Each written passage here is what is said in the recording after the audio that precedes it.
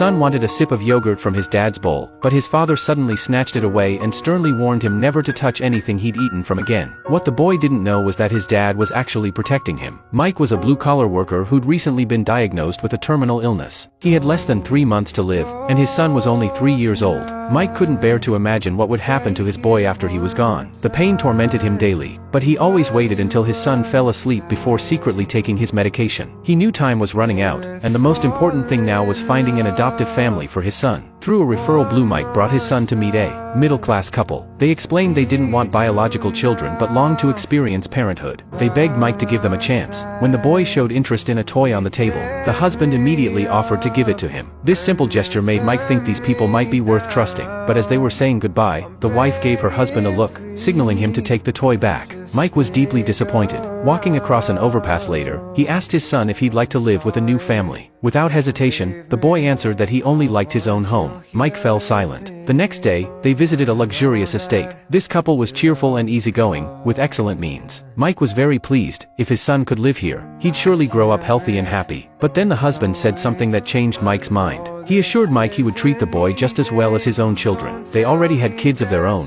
which meant there'd inevitably be favoritism. Mike couldn't take that risk. Back home, Mike kept up appearances as if nothing was wrong. He took his son to the park, bought him ice cream, and spent as much time as possible showing him different parts of the world. But whenever he saw other fathers who could watch their children grow up, John's heart ached. How could he tell his son he was dying? The next day, Mike was cleaning windows at a wealthy home when an accident occurred.